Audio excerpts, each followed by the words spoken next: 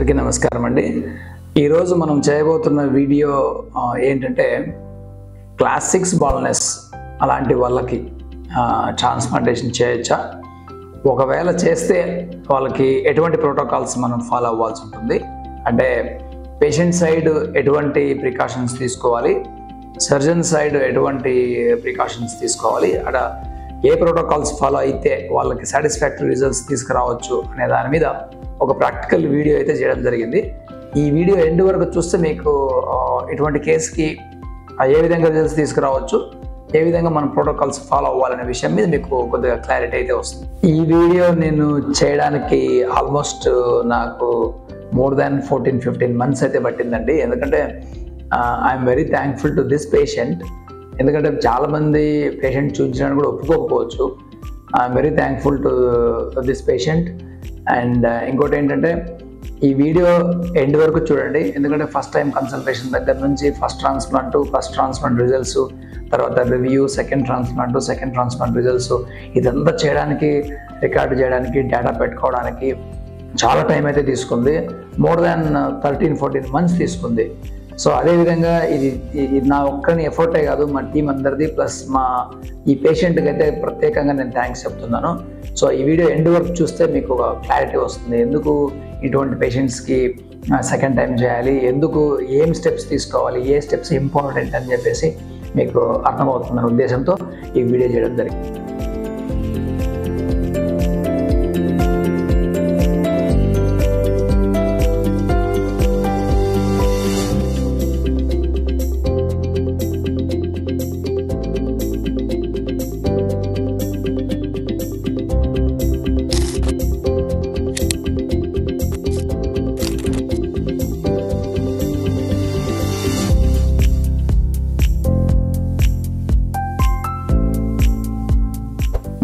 ఇతను మన దగ్గరికి కన్సల్టేషన్ వచ్చేపాటికి ఆయనకు క్లాస్ 6 బాల్నెస్ ఉంది. ట్రాన్స్ప్లాంటేషన్ జస్ట్ జనరల్గా ట్రాన్స్ప్లాంటేషన్ కావాలని వచ్చాడు. ఆయనకి ఎటువంటి ఇన్ఫర్మేషన్ ఆయన దగ్గర లేదు. అంటే ఇది సెషన్స్ ఏ విధంగా చేయాలి, ఎన్ని సెషన్స్ చేయాలి, గ్రాఫ్ట్స్ ఏంటి, అసలు ఐడియా లేదు ఆయనకి. కన్సల్టేషన్ గమనించిన తర్వాత ఆయనకి ఎక్స్పెక్టేషన్స్ చాలా తక్కువ ఉన్నాయి.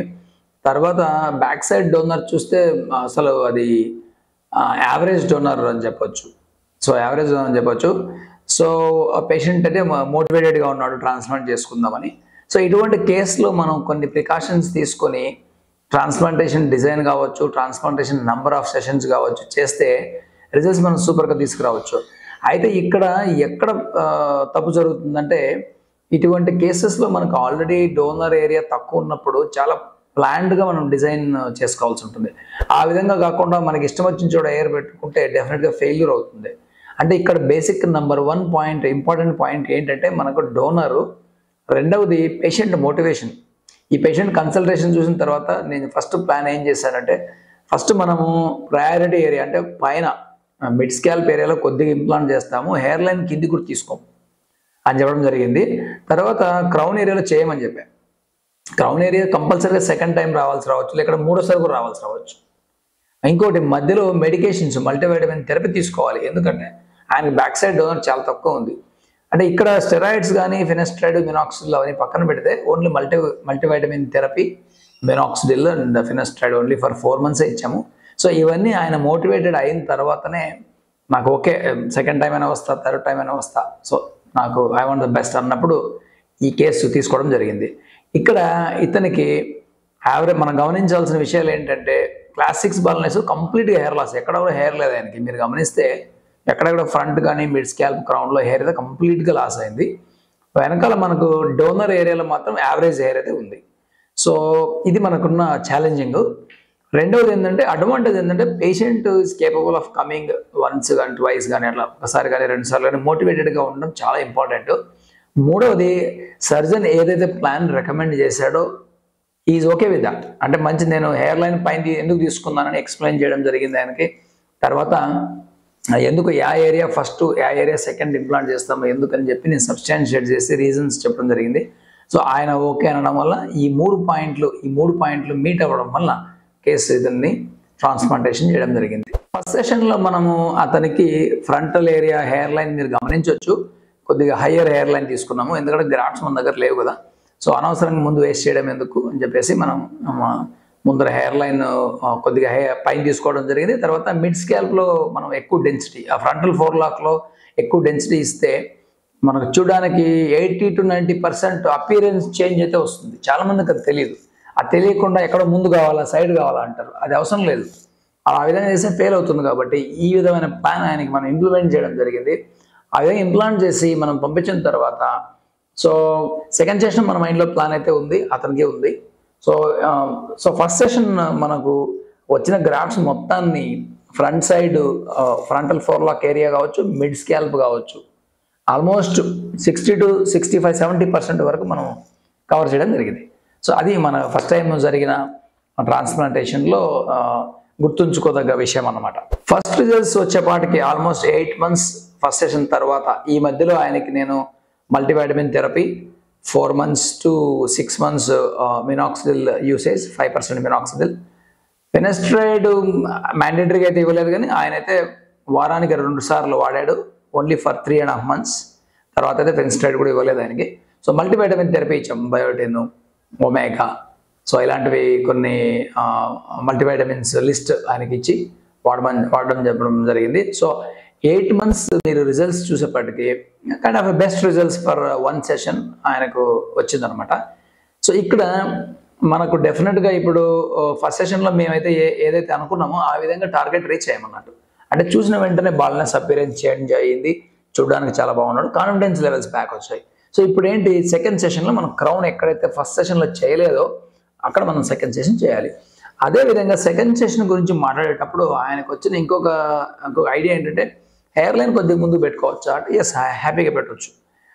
ఫస్ట్లో మనం ఎందుకు పెట్టలేదంటే హెయిర్ లైన్ మనకు తెలియదు ఏ విధంగా డెన్సిటీ వస్తుందో, ఏ విధంగా కవర్ అవుతుందో తెలియదు. కాబట్టి always safe game, safe plan మనం తీసుకుంటే మంచిది. సో సెకండ్ సెషన్లో మనకైతే ఫ్రంట్ సైడ్ హెయిర్ లైన్ పెట్టుకోవచ్చు, క్రౌన్లో పెట్టుకోవచ్చు, మధ్యలో డెన్సిటీ కూడా యాడ్ చేసుకోవచ్చు. ఇటువంటి అవకాశం మనకుంది. సో ఆ విధంగా సెకండ్ సెషన్ ప్లాన్ కొంచెం చేంజ్ చేసి ఫ్రంట్ హెయిర్ లైన్ కొంచెం కిందికి తీసుకురావడం జరిగింది. ఇక్కడ ముఖ్యమైన విషయం ఏంటంటే మీరు డోనర్ గమనిస్తే ఫస్ట్ సెషన్ తర్వాత ఎక్సలెంట్ ఇంప్రూవ్మెంట్ డోనర్. అది మన ట్రాన్స్ప్లాంట్ వల్ల అవ్వలేదండి, మనం ఇచ్చిన మల్టీవైటమిన్ థెరపీ వల్ల అయింది. ఈ విషయం మరీ ఎందుకు చెప్తున్నానంటే చాలా మంది పేషెంట్లు నేను మల్టీవైటమిన్స్ వాడను, నేను ఒమేగా వాడను, వాళ్ళకి ఏదో రెస్ట్రిక్షన్ పెట్టుకుంటారు. మల్టీవైటమిన్స్ ఏ విధమైన ప్రాబ్లమ్ లేదు, హ్యాపీగా వాడచ్చు అండి. ఇప్పుడు మినాక్సిల్ కూడా హ్యాపీగా వాడచ్చు. చాలామంది నేను మినాక్సిల్ వాడాను మానేస్తే హెయిర్ ఫాల్ అవుతుంది, అదంతా అపోహ మాత్రమే. అయితే ఎటువంటి స్టెరాయిడ్స్ మీరు వాడాల్సిన పని లేదు, ఈవెన్ ఫినెస్ట్రైడ్ కూడా మ్యాండేటరీ కాదు. సో మల్టీవైటమిన్ థెరపీ మినాక్సిల్ వాడితే మీకు బ్రహ్మాండంగా అట్లీస్ట్ డోనర్ ఎయిర్ ఇంప్రూవ్ అవుతుంది. ఈ పేషెంట్ మీరు గమనిస్తే డోనర్ ఎయిర్ ఎక్సలెంట్గా ఇంప్రూవ్ అయింది. బిఫోర్ మనకు ఫస్ట్ ట్రాన్స్ప్లాంట్ కంటే సెకండ్ ట్రాన్స్ప్లాంట్ చేయడానికి డోనర్ బాగుంది. ఇది నేను చాలా మంది కేసుల్లో గమనించాను. ఈ ఒక్క పేషెంటే కాదు, 100 మంది పేషెంట్లో నేను గమనించాను.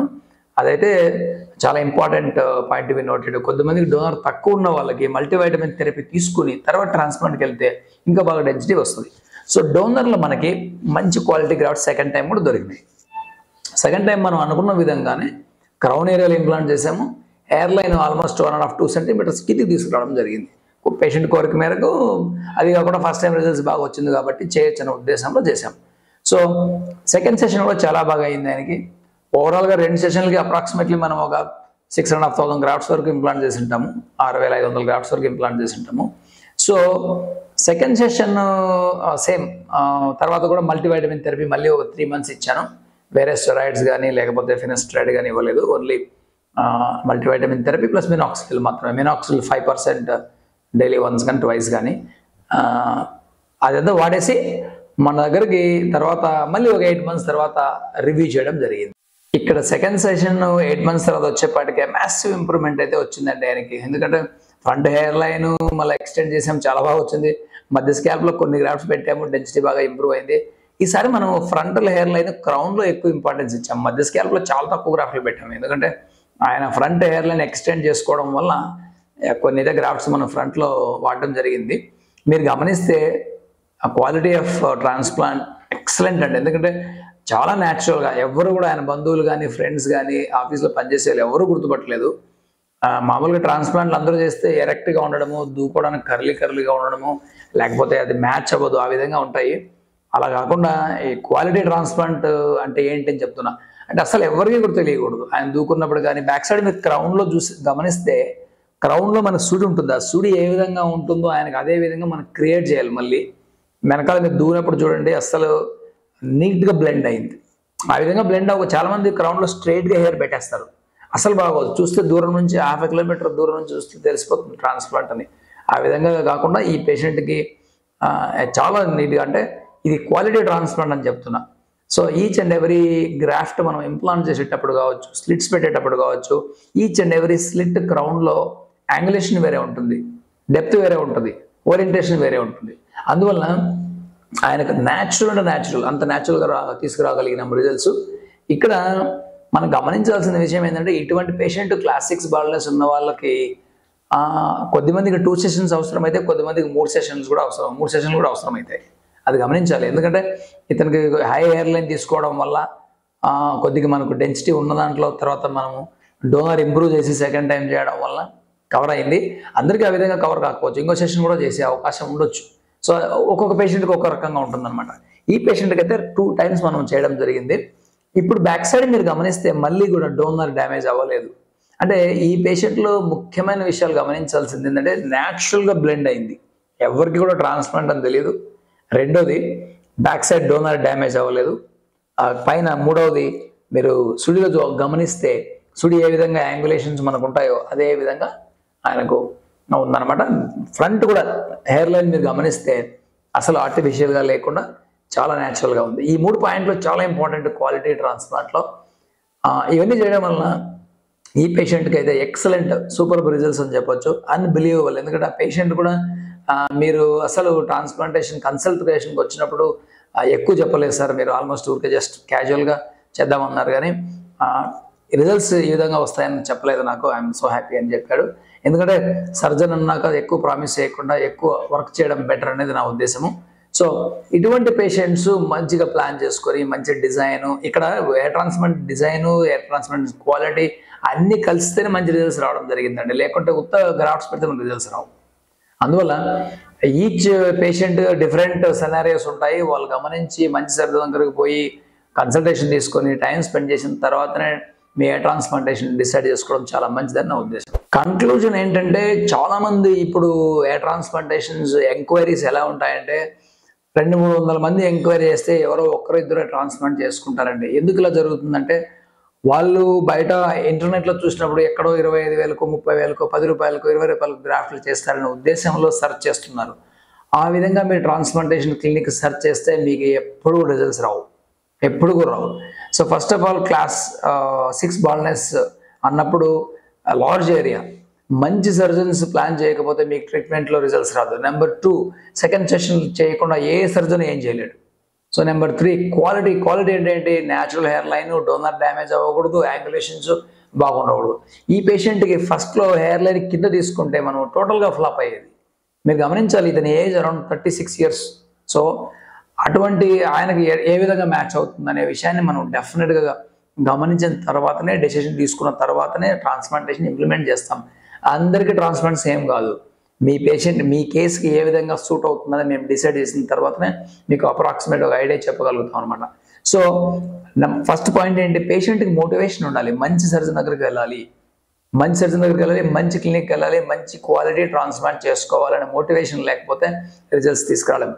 అంటే ఏంటి, ఎక్కడైనా ఓకే ఎక్కడైనా చేయించుకుంటాను అన్నప్పుడు బడ్జెటే కన్సర్న్ అయినప్పుడు ట్రాన్స్ప్లాంటేషన్ రిజల్ట్స్ కూడా మనం మాట్లాడడం వేస్ట్. సో నెంబర్ 2 ఏంటంటే సెకండ్ టైమా సార్ అంటారు. సెకండ్ టైం డెఫినెట్గా అవసరమే. ఇంకోటి ఏంటంటే ఇక్కడ ఎంత డబ్బులు ఇచ్చినా కూడా నువ్వు back side donor is most important. ఈ పేషెంట్కి సెకండ్ టైం ఎందుకు 8 మంత్స్ తర్వాత చేయడం జరిగిందంటే డోనర్ ఇంప్రూవ్మెంట్ కానీ స్కిన్ హీలింగ్ కానీ కంపల్సరీగా 6 మంత్స్ తర్వాతనే జరుగుతుంది. చాలామంది నెక్స్ట్ డే చేస్తామంటారు, అట్లా కుదరదు. పేషెంట్కి నాకేదో టైం కన్స్టెంట్ ఉంది, నేను వెళ్ళిపోతాను, నాకు రేపే చేయమన్నప్పుడు చాలా క్లినిక్స్ రేపు చేద్దామంటారు. సో ఆ విధంగా డెఫినెట్గా వెళ్ళకూడదు. మీ సర్జన్ చాయిస్ ప్రకారం వెళ్ళండి. టైం వేస్ట్ అయినా పర్వాలేదు, ఎందుకంటే డోనర్ వేస్ట్ అయిన తర్వాత డబ్బులు ఉన్నా కూడా మీరు ట్రాన్స్ప్లాంట్ చేసుకోలేరు. చాలా ముఖ్యమైన ఇంపార్టెంట్. అందువల్ల చాలామంది ట్రాన్స్ప్లాంటేషన్ విషయంలో ఏం చేస్తున్నారంటే వాళ్ళకి మోటివేషన్ లేదు. జస్ట్ మోటివేషన్ అంటే ఏంటి, ఎక్కడ చేసుకుని తక్కువలో చేసుకుని సరిపోవాలి, ఒకసారికి అయిపోవాలి అలా కాకుండా రిజల్ట్స్ వచ్చే విధంగా మీరు ప్లాన్ చేసుకోవడం మంచిది.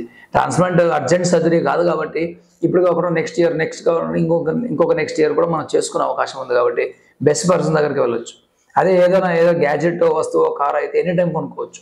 ఇక్కడ డోనర్ డ్యామేజ్ అయిన తర్వాత మీ ట్రాన్స్ప్లాంటేషన్ మీ దగ్గర డబ్బులు ఉన్నా కూడా, మీ దగ్గర మంచి సర్జన్ ఉన్నా కూడా చేసుకునే పరిస్థితి లేదు కాబట్టి ఆల్వేస్ క్వాలిటీ ఉన్న ట్రాన్స్ప్లాంట్ క్లినిక్కి వెళ్ళండి. క్వాలిటీ చేసే సర్జన్ దగ్గర వెళ్ళి చేసుకోవడం మంచిదని నా సలహా.